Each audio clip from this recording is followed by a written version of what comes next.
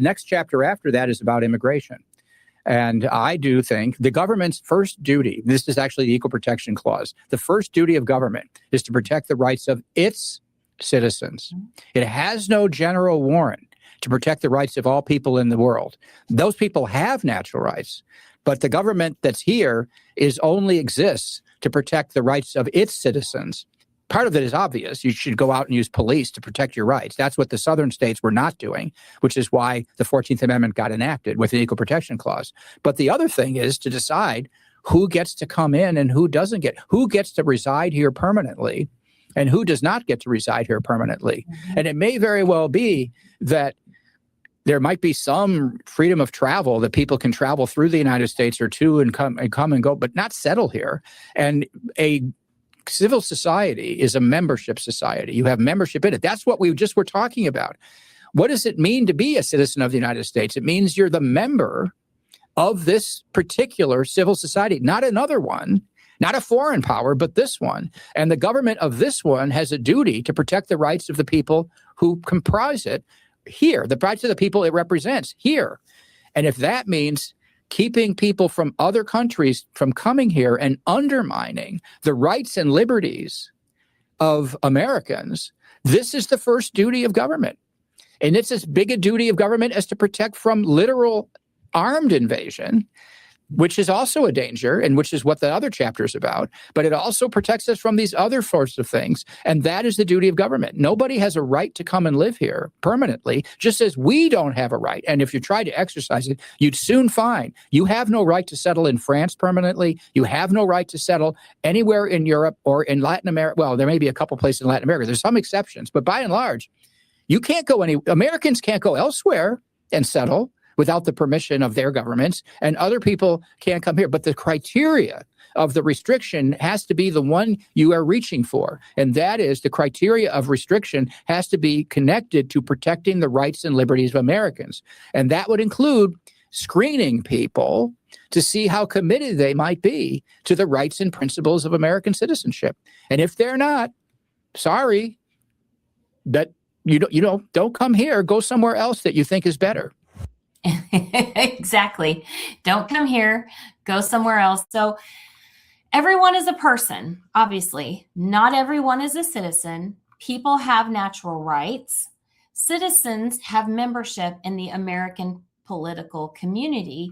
And the U.S. government's first duty is to protect the rights of its citizens.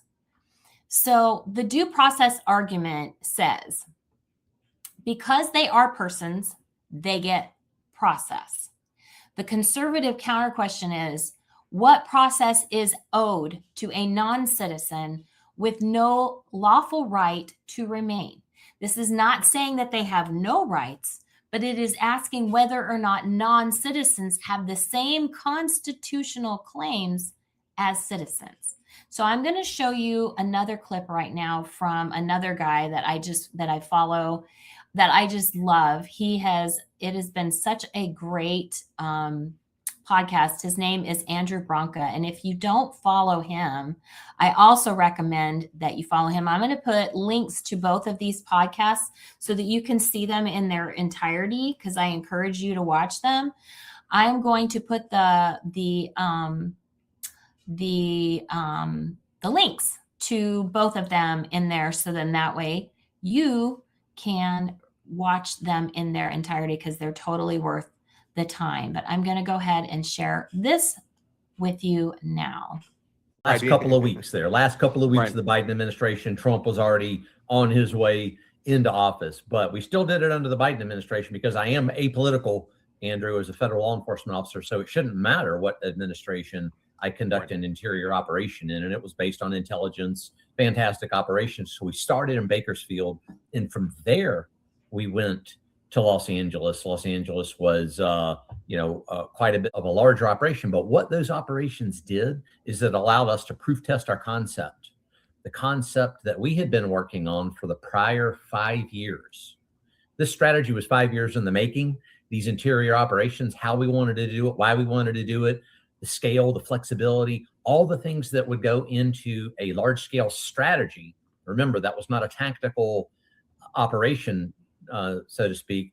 That was a strategy that we were beginning there, Bakersfield, Los Angeles, and then as well as all the other cities. So, I think it worked fantastic there, especially all the way up through Minnesota. We started accomplishing what we wanted to accomplish, and we were taking a look at our methods and most of all the effectiveness of those methods. Hey, what we were doing, was it effective?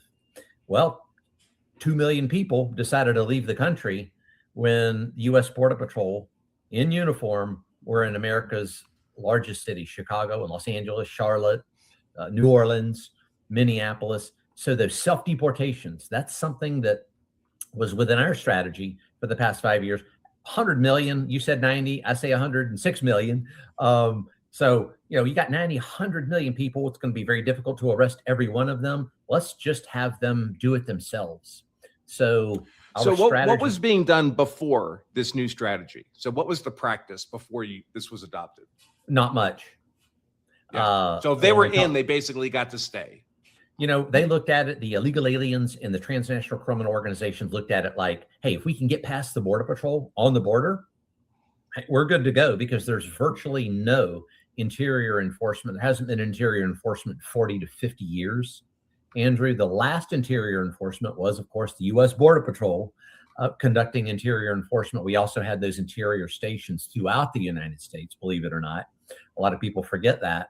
So past 40 to 50 years, almost no interior enforcement. And I'll tell you, you may have heard, well, wait a second, they raided a chicken plant in Mississippi and arrested 500, 10 years ago. I heard about that. That was pretty much the extent of it. Make one big raid a year, splash it across the headlines. We don't upset the Democrats nor the rhinos, and everybody thinks we're doing interior enforcement. We in the Border Patrol knew that was not true. I think one of the weird practices too, it's a weird incentive for the illegals, is if they get nabbed at the border, they're subject to mandatory detention. But if they got nabbed inside the country, the judges would just release them. Said, oh, he's already living here. He's got a family here. He works here. And so once you're in, so that you get grabbed inside the country, they give you a court date 3-4 years from now. You never show up to the court date. And this just happens repetitively. So even when there is enforcement, it doesn't have any effect. No effect. Exactly. Who's going to show up when there's 90 million illegal aliens and you've got the court system so clogged up with folks that are supposed to show up, as you say, 2, 3, 4 years down the road after you're apprehended? Nobody's going to show up. But you heard what he just said, 90 million. They discussed earlier in this podcast how the number that we're given, somewhere between 10 and 15 million people in this country, are here. I travel the country. I go everywhere. And then it was validated by this gentleman, Gregory Bovino, who works in the administration and handles immigration.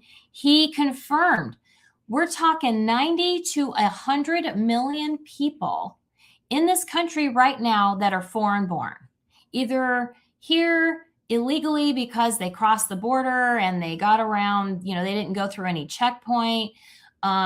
They overstayed their visa. But mostly it's those that sneak over the border and get around that initial screening process. 100 million people.